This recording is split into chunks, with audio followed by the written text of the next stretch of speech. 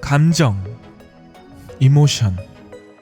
이 단어의 어원이 무엇인지 알고 계시나요? 바로 에너지인 모션이라고 합니다. 움직이게 하는 에너지, 그것이 바로 감정이라는 것입니다. 그렇다면 우리는 어떤 감정 때문에 회사를 다니고 있는 걸까요? 바로 두려움이라는 감정입니다. 회사를 그만둔다면 당장 돈이 없어서 굶어 죽을 것 같고 커리어가 꼬여 앞으로의 미래가 엉망이 될 것 같다는 두려움. 그렇기 때문에 우리는 회사가 정답이 아니라는 것을 알면서도 계속해서 회사를 다니게 된다는 것입니다. 그러다가 은퇴할 나이가 되었을 때 우리는 손에 쥔 것 없이 회사를 나오게 되고 힘든 노후를 보내게 된다는 것이 바로 이 책에서 말하는 가난한 아빠의 모습이었습니다. 저는 정신없이 주말에도 일을 하면서 지냈습니다. 회사에서 잘하면 성공할 수 있을 것이라는 기대감이 있었습니다. 그렇게 저는 상사에게 이용당하면서 저의 모든 시간을 회사와 상사에게 바치고 있었습니다. 가난한 아빠의 모습으로 살고 있었던 것입니다. 이렇게 살다간 10년 후에 빈털터리가 될 것 같은 두려움에 무조건 회사를 나가야 되겠다고 생각했습니다. 그래서 퇴사했습니다. 하지만 그냥 퇴사하지 않았습니다. 제 시간을 확보할 수 있는 직장으로 옮겼습니다. 연봉은 줄었지만 추후 사업을 할 때 도움을 받을 수 있는, 배울 수 있는 회사로 옮겼습니다. 지금은 제가 사업을 한다는 생각으로 일을 하니 일같이 안 느껴지고 재미있고 일을 흡수하듯이 직장을 다니고 있습니다. 퇴근 후에는 제 시간을 확보할 수 있어 사업을 구상하고 유튜브도 이렇게 할 수 있습니다. 책을 읽고 행동하니 삶이 달라졌습니다. 이번 책 부자 아빠 가난한 아빠 20주년 기념판을 읽고 행동한 사항은 다음과 같습니다. 1. 회사를 다니는 이유를 명확히 하라. 회사를 다니는 이유에 대해 스스로에게 물어봤습니다. 저는 가족의 생계를 위해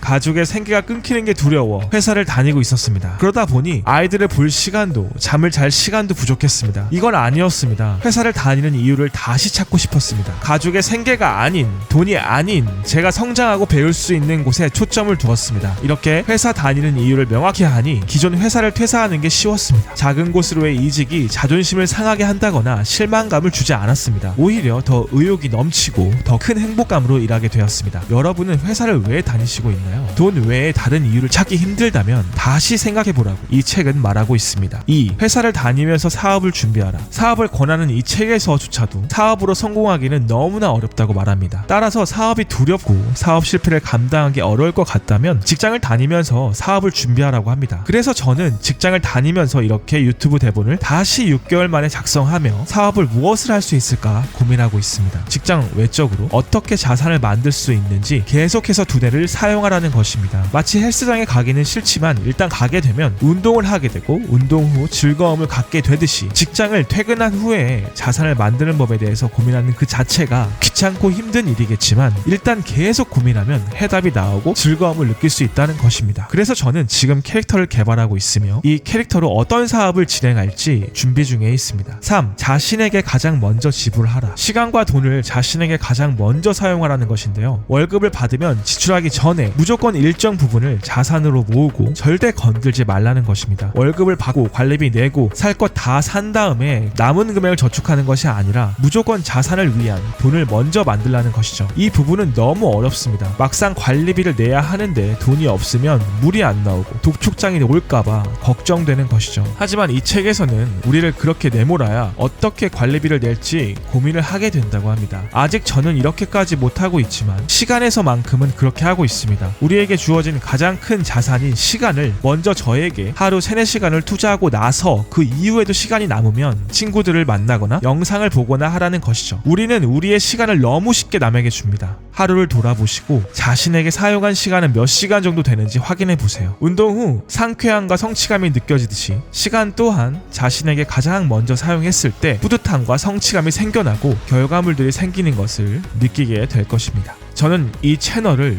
책을 읽고 행동하는 진짜 삶을 보여주는 채널로 탈바꿈하려 합니다.